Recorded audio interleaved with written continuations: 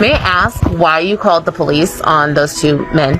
CVS policy dictates that if they're shoplifters, the exit store with merchandise unpaid for, you should get the police involved. Just listen to yourself. You work with black folks. This lady is nuts.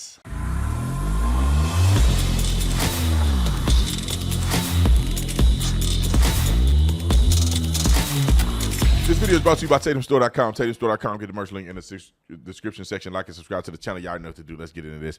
Ladies and gentlemen, gentlemen and ladies, this is the craziest video I have ever seen in my life with a Karen. This is the craziest video I've ever seen. And then I have a story that's even crazier than this that I experienced in real life. But I want you guys to watch this crazy, crazy clip of this woman. And I think this is what's wrong with America. The worst thing that ever happened to America is the white liberal. And then the white liberal begat the black liberal. And then that begat all of the problems that we see in America today. But it started with the white liberal, the savior complex that some of these white folks have that's literally ruining this country. I cannot believe this woman would say what she said to the CVS. I was shocked. You know, I'm not shocked by much. I see so much stuff and I've seen a lot of stuff in real life.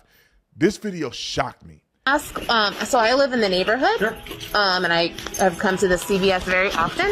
May I ask why you called the police on those two men? CVS policy dictates that if they're shoplifters, the exit store with merchandise unpaid for, you should get the police involved. And if the police apprehend them, you issue a barring notice. Okay. So I actually did not elect to press charges. I said, hey, look, I just want them to know they can't come in here anymore because they shoplifted, and I just need them to sign that, and I need my merchandise back. That sounds simple to me. That sounds like he's being generous. And the officers obliged, and the guy said the same thing, thank you, and they left. It's not your merchandise, it's the store. So you know what happened. Follow my company's policies, not your policies, where I can appreciate your concern. So you're willing to risk someone's life for what, $30,000 a year? There was no risk, in my opinion. Thank you. You have a great night. What is your? I love this guy. That's how you handle these fool heads. Thank you. Have a good time. I'm gonna do my policy, not your policy. Name? My name is store manager. No. What is his name? Name the store manager. No one's gonna tell you my name when you're sitting here videotaping us so that you can try and elicit some sort of violence against me. It's not gonna happen. Elicit violence against you? You just elicited violence against two black men by calling the police on them. We got to walk away when one of them had a warrant and could have been arrested, and the cops still let him go. Just listen to yourself. You work with black folks. You just remember that. Maybe she was black, and so she still line up with what I said: the white liberal and the black liberal. The two worst people in America. They're the two worst cancers in America because of stuff like this. It's very simple. If you commit a crime and steal, police are going to get involved. The manager was very considerate by saying, I'm not going to prosecute. And if you guys don't know what prosecution means, that means when they get arrested, meaning the cops will arrest somebody for probable cause or detain them, depending on what the scenario is.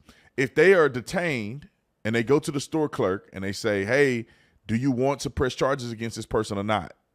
Because it's not violence against another person or it's not domestic violence, the store has a right to prosecute or not, and a cop will let you go. Even if you committed a crime, if they don't want to prosecute against you, the cop will let you go. So this guy decided, even though they stole from the store, that he wouldn't prosecute, they let him go. The cops were even generous enough to let him go. He had warrants for his arrest. They let him go, and they went about their way. But old Karen had to come in, looked like a black Karen. She had to come in and make a big deal about it and get mad at him because he's white, about him calling on these black people because they actually deserved it. And she go, well, you risk their lives. They risked their lives by going and stealing.